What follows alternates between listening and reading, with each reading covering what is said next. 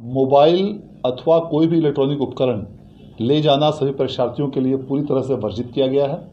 और जो भी परीक्षार्थी यदि इस प्रकार के कोई भी उपकरण ले जाते हुए पाए जाते हैं तो उनका न सिर्फ वह उपकरण जब्त कर लिया जाएगा बल्कि उनको परीक्षा से निष्कासित करते हुए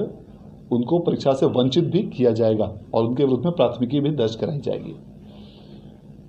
परीक्षार्थियों के लिए यह ध्यान देना अत्यंत आवश्यक है कि परीक्षा केंद्रों पर प्रवेश की अनुमति परीक्षा प्रारंभ होने के 10 मिनट पूर्व तक ही मिलेगी, अर्थात जो परीक्षा फर्स्ट सिटिंग में 9:30 बजे प्रारंभ होगी उस परीक्षा केंद्र पर परीक्षार्थी को 9:20 तक हर हाल में पहुंचना अनिवार्य होगा और जो परीक्षा द्वितीय पाली की 1:45 से शुरू होगी उन परीक्षा केंद्रों पर परीक्षार्थी को 1:35 तक पहुंचना अनिवार्य होगा। इसके बाद इस समय सीमा के बाद जो भी परीक्षार्थी यदि परीक्षा केंद्र पर पहुंचेंगे तो उन्हें परीक्षा में बैठने की अनुमति नहीं दी जाएगी। यह ध्यान देना इसलिए आवश्यक है क्योंकि ऐसा देखा गया है कि कुछ विद्यार्थी जो इसका अनुपालन नहीं कर पाते हैं,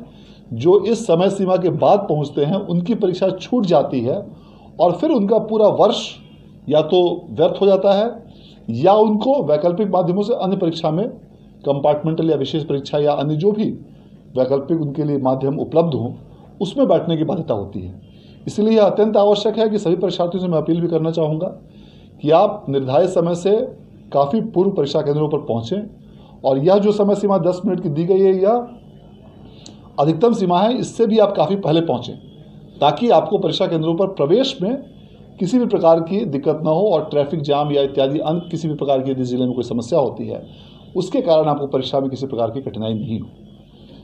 इस परीक्षा केंद्रों पर पूरी तरह कड़ाई के साथ कदाचार रहित और स्वच्छ परीक्षा कराने के लिए बिहार विद्यालय परीक्षा समिति द्वारा सभी जिलों के डीएम्स को और एसपीज को आवश्यक दिशा निर्देश निर्गत किए गए हैं और इसके आलोक में सभी जिलों में पर्याप्त संख्या में दंडाधिकारी, पुलिस पदाधिकारी और पुलिस बलों की प्रतिनियुक्ति इन सभी परीक्षा केंद्रों पर की गई है।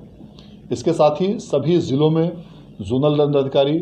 सुपर जोनल दंडाधिकारी और फ्लाइंग स्क्वाड्स की भी प्रतिनियुक्ति की गई है। परीक्षार्थियों का 2 बार फ्रिस्किंग करने का निर्देश दिया गया है, एक बार गेट पर और दूसरी बार जब परीक्षार्थी बैठ जाएंगे परीक्षा केंद्रों पर उस समय पुनः परीक्षार्थियों की दोबारा जांच कराई जाएगी और 25 परीक्षार्थियों पर एक वीक्षक की व्यवस्था की गई है और ये वीक्षक उन परीक्षार्थियों के सफल और कदाचार रहित परीक्षा संचालन के लिए पूरी तरह से जिम्मेवार होंगे और इस आशय का उन्हें घोषणा पत्र भी दिया जाना है।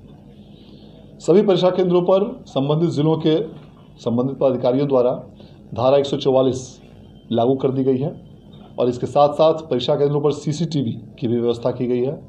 और प्रत्येक 500 परीक्षार्थियों पर वीडियो कैमरा की भी व्यवस्था की गई है और इसके अलावा परीक्षा केंद्रों के बाहरी भागों में भी वीडियोग्राफर